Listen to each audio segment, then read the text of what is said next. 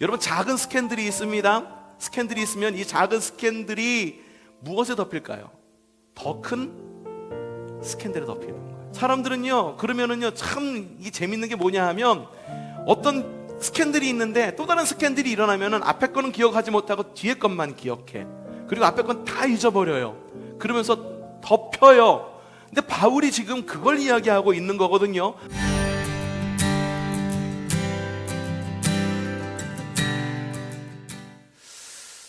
자, 여러분은 스캔들 하면은 어떤 생각이 떠오르십니까?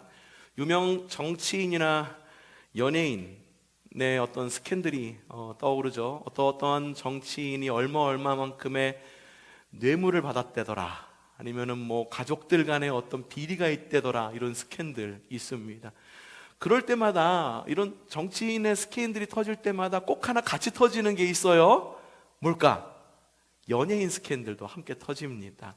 그래서 연예인 스캔들 보면은 막 어떤 안 좋은 약 스캔들에 휩싸이기도 하고, 이성 문제에 대한 여러 가지 문제들도 휩싸이기도 하고, 그래서 한쪽이 한쪽을 덮기도 하고, 막 이 세상이 왜 이러냐 하면서 사람들이 탄식 소리를 내는 것이 바로 스캔들이기도 합니다.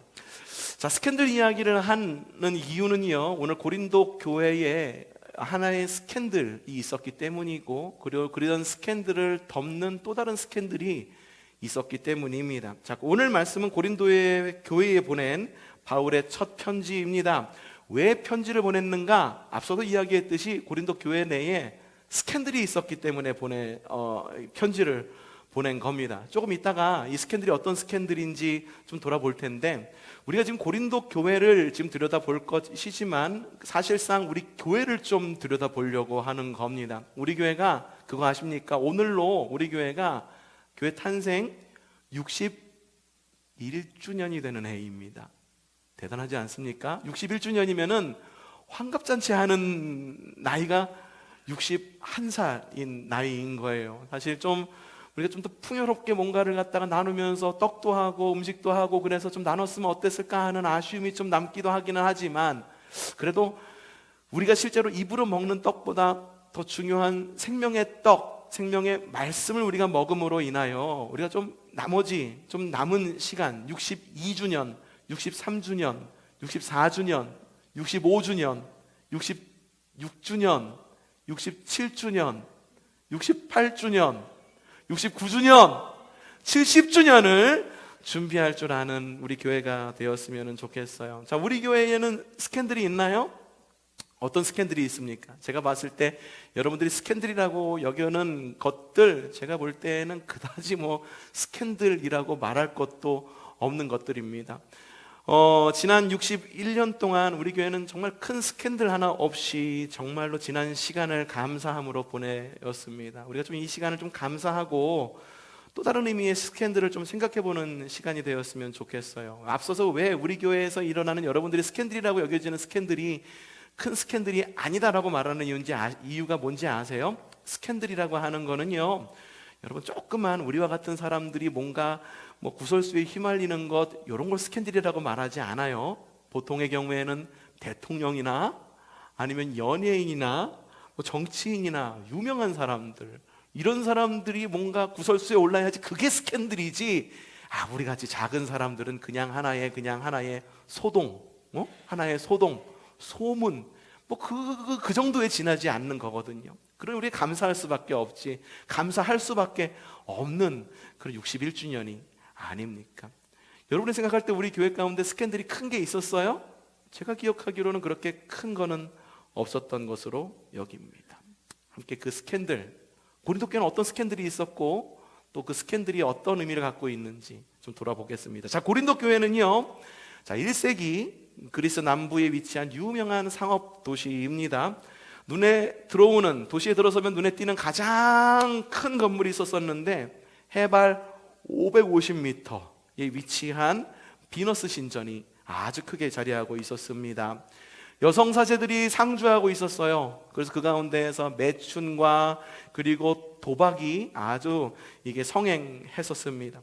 상업도시이고, 그리고 뱃사람들이 많이 드나드는 곳이고, 그리고 비너스 신전이 있었고, 그러다 보니 이 도시 자체가 비도덕적인 행위들이 만연한 도시였었고 그냥 그렇게 흘러가는 듯이 흘러가면서 사는 것이 이 고린도 지역에서 사는 것에 어떤 당연한 것으로 여기던 지역이었었습니다. 고린도 사람들은요, 그 분위기에 휩쓸려 가지고서 외지인들과 함께 비도덕적인 생활을 하는 것을 매우 당연하게 여겼습니다. 그래서 제가 오래전에 그리고 얼마 전에도 설교했듯이 고린도 사람처럼 행하다라고 하는 뜻은 어떤 의미를 담고 있다고 그랬나요? 방탕하다, 음란하다, 뭐 이런 의미를 담고 있다라고 여러분에게 말씀드린 적이 있습니다. 그런 곳에 세워진 교회가 바로 고린도 교회입니다. 고린도 교회는 바울이 2차 전도 여행 중에 세운 그런 교회였었어요. 이런 방탕한 환경 가운데 있었음에도 불구하고 고린도 교회는요, 부흥을 했어요. 사람들도 늘어나고 영적인 부흥들이 막 늘어났습니다. 하지만 교회 내에서는 막 부흥했을지 모르지만 교회 밖에서 불어 들어오는 어떠한 안 좋은 영적 분위기, 환경 이런 것들에 사람들이 주중에는 나가서 살 거 아니에요. 나가서 살아서 묻혀서 어디로 들어오느냐? 다시 교회 안으로 들어오다 보니까는 바깥의 문제들이 바깥에서 끝나는 것이 아니라 교회 안의 문제로 싹트게 되고 여러 문제들이 발생하게 됩니다. 도덕적, 윤리적 문제가 있었고요. 그리고 그리고 분열한 것에 그치지 않고 교리적인 문제에도 많은 문제들이 있었습니다. 그래서 고린도 교회에 바울은 편지를 쓰는데 그것이 바로 오늘 읽은 고린도 전서입니다. 전반적인 내용은 이거예요. 야, 너희들 그런 사회적 분위기에 살고 있지? 사회적 분위기에 휩쓸리지 마. 스캔들의 중심에 있지 마. 사람들이 이러이러한 스캔들 가운데에 살고 있잖아. 스캔들에 휩싸이지 말고 그리스도인답게 구별된 삶을 살아 라고 말하면서 고린도전서의 유명한 장이 13장에 나오죠. 고린도전서 13장 유명한 장이에요. 이거 믿지 않는 사람들도 비그리스도인들도 다 아는 장인데 무슨 장입니까? 무슨 장? 사랑장. 사랑은 언제나 오래 참고 사랑은 언제나 온유하며 라고 말하면서 고린도 교인들에게 말하는 것, 사랑이 우리를 하나로 만들 거야. 근데 그 사랑이라고 말하는 거는 저기 비너스 여신을 섬기는 그 여사제들의 사랑이 아니라 하나님의 그리스도를 통한 조건 없는 아가페의 사랑이 우리를 하나로 만들 것이고 우리를 이 어려운 스캔들 가운데에서 구원해 줄 거야 라고 하는 것, 그리스도의 십자가 안에서의 그 사랑을 이야기하고 있는 거예요. 그래서 이 사랑장을 이야기하면서 맨 끝으로 가면은 바울이 정말로 하고 싶은 이야기를 하면서 끝을 맺거든요. 고린도전서는 16장까지 있는데 16장의 거의 끝부분 16장 13절부터 14절 고린도전서의 에센스, 결론입니다. 자, 말하고자 하는 것 무엇일까요? 16장 13절 읽어보죠. 자, 시작!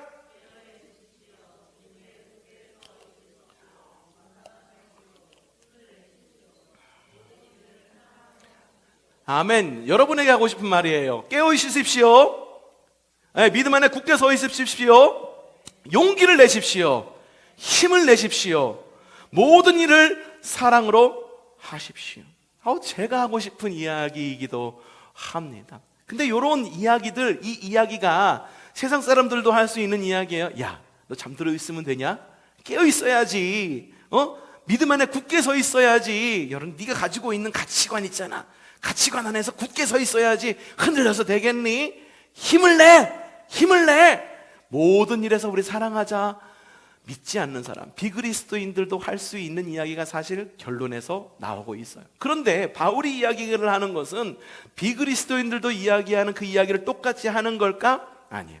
모든 것의 기초, 모든 것을 바탕으로 하는 그런 이야기. 사랑은 언제나 오래 참고, 그 이야기도 세상 사람들이 할 수 있는 이야기이지만 그 근본, 그 뿌리가 어디에 있느냐? 오늘 읽은 1장 18절에서 그 뿌리가 나옵니다. 자, 1장 18절 읽어보죠. 시작! 멸망하는 자들에게는 어리석은 것이지만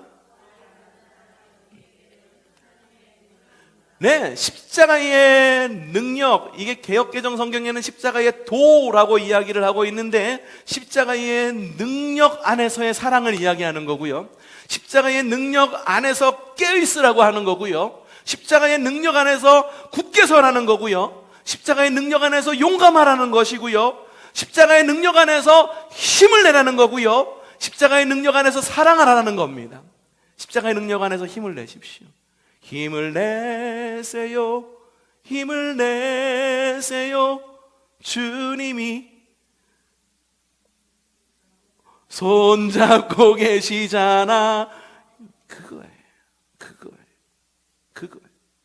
여러분에게도 십자가의 능력 안에서 깨어있고 굳게 서고 용감하고 힘을 내고 모든 일에 사랑으로 잘 보듬을 줄 아는 우리 교회가 되기를 바랍니다.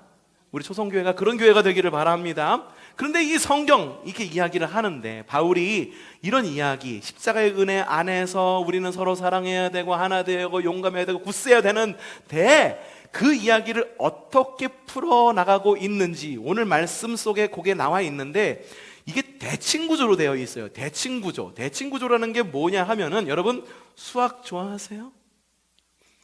수학 얘기만 하면은 자꾸만 내가 작아지는 것 같고, 이래도 수학을 그렇게 좋아하는 것 같지는 않고, 서준이는 수학을 좋아하는지, 아니면 우리 교회 학교 아이들은 수학을 좋아하는지, 수연이는 수학을 좋아하는, 수학 관련 일을 하잖아. 그래도 안 좋아한대요. 수학 관련된 일을 하는 사람조차도 수학을 좋아하지 않는데, 수학은 간단해요. 뭐냐면은 좌가 있고 우가 있는데 가운데에는 등호가 있어요. 그렇죠? 등호가 있는데 수학은 좌측과 우측이 같다라는 것을 증명하는 것이 수학입니다. 1 더하기 1은 귀요미.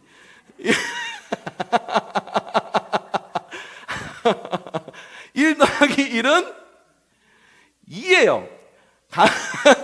왼쪽에 있는 1 더하기 1과 오른쪽에 있는 2가 같은 거예요. 2 더하기 2도 4지 뭘 귀염이야. 2 더하기 2는 4. 이게 수학이에요.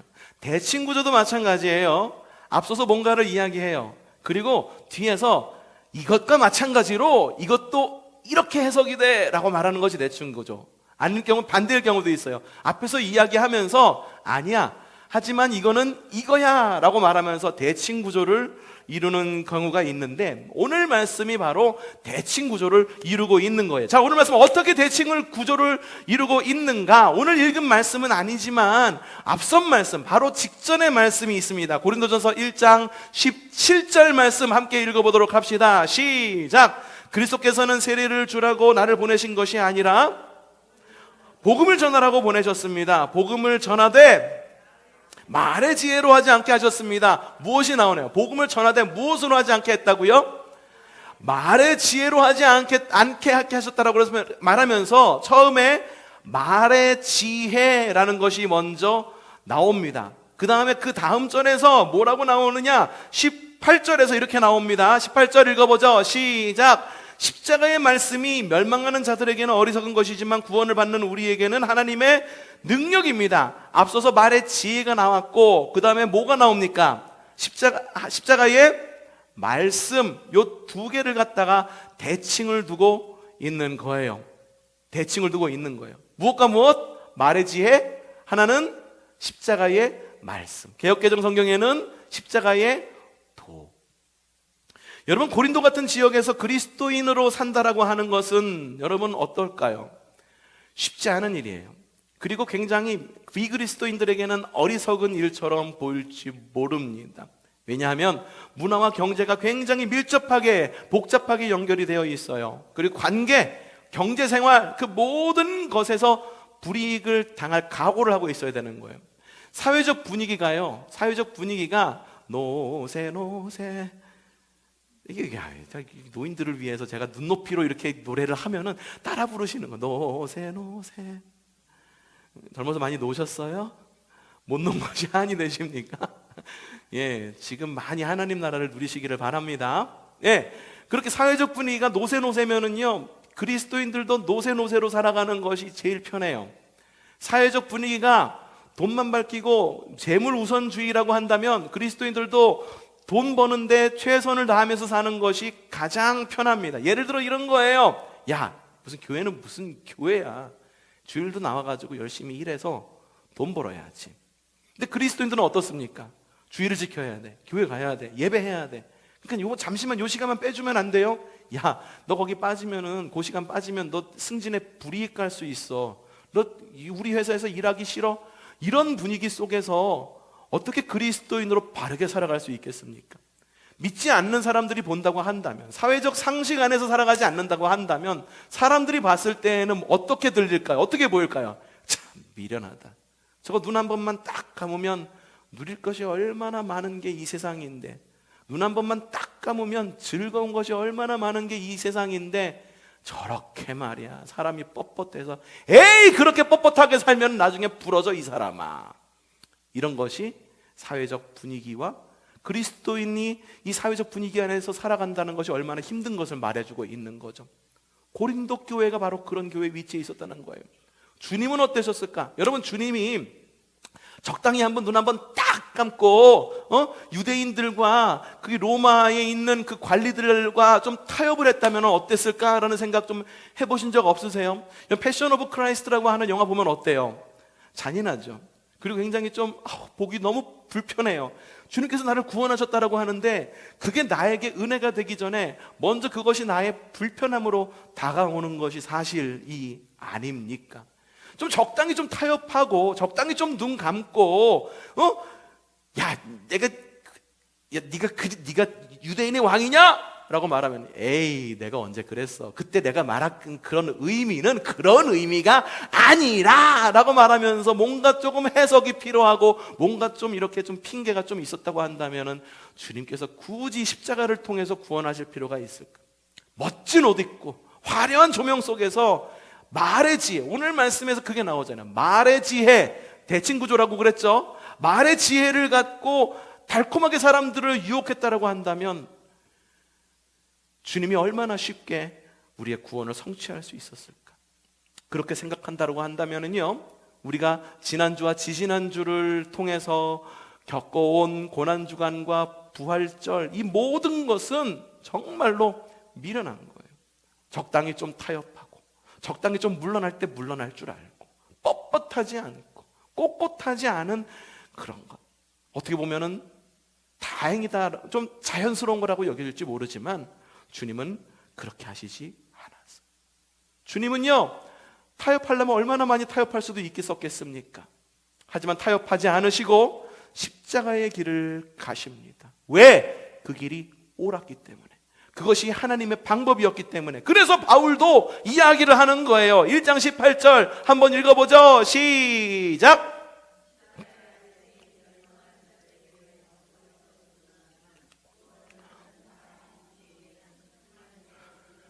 아멘. 여러분 기억하십시오. 십자가의 도가 멸망을 당할 자들, 비그리스도인들, 하나님으로 믿지 않는 자들에게는 무엇이라고요?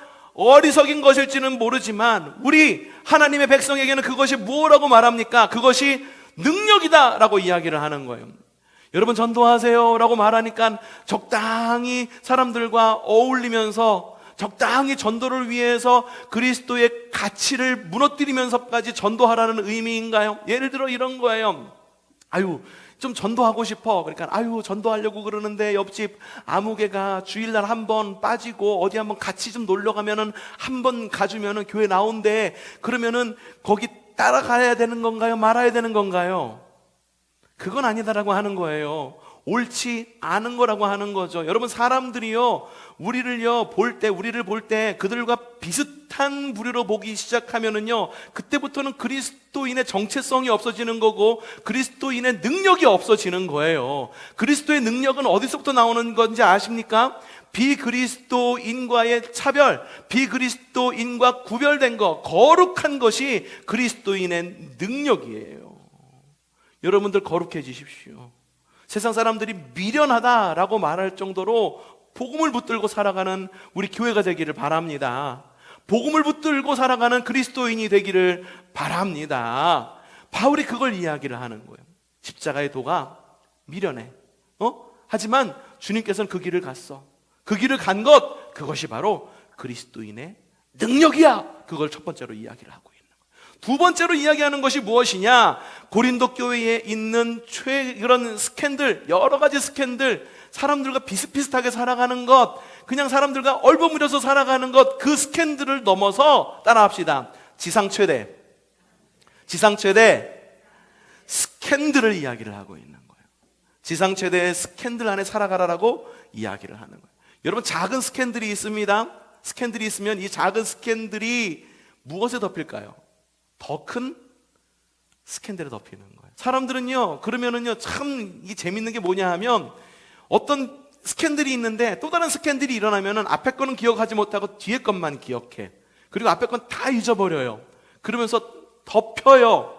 근데 바울이 지금 그걸 이야기하고 있는 거거든요. 그러면서 자, 들어봅시다. 좀 오해가 있을 것으로 생각이 들기도 하는데, 뭐냐면 바울은 이걸 이야기하기 위해서 두 부류의 사람을 이야기합니다. 자, 고린도전서 1장 22절 한번 읽어보죠. 시작. 유대 사람들은 기적을 요구하고 그리스 사람들은, 자, 유대인들은 뭘 구한다고요?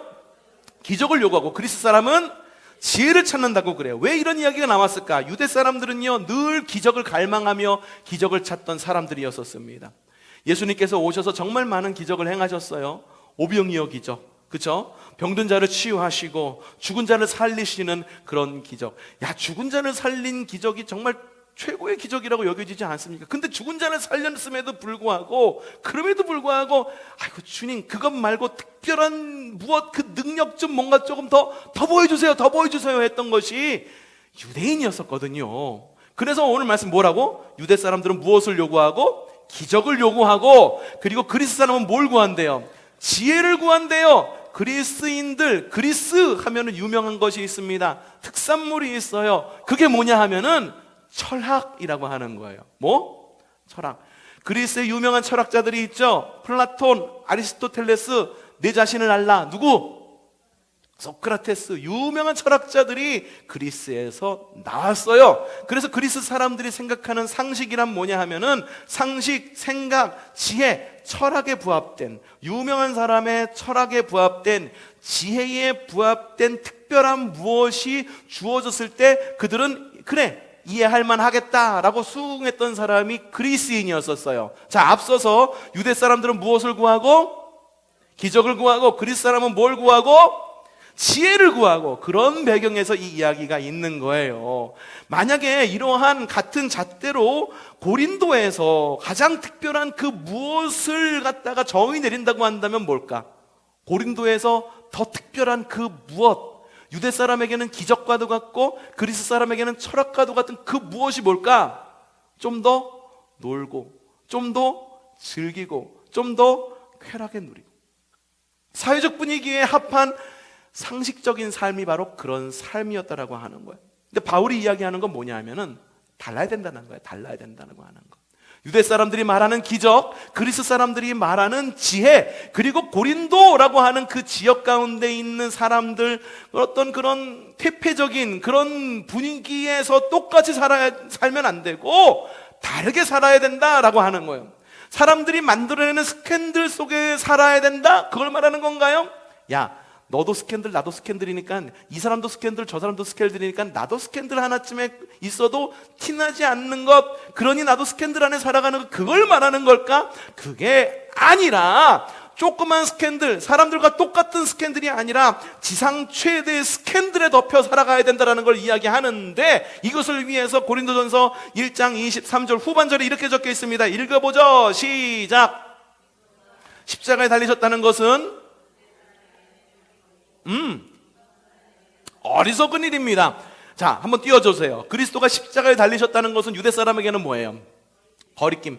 이방 사람에게는 어리석은 일. 여기서 유대 사람에게 말하는 거리낌, 이방 사람들에게 말하는 어리석은 일, 특별히 앞에 있는 거리낌이라고 하는 말의 그리스어 어원이 뭐냐 하면은 바로 따라해봅시다. 스캔달론.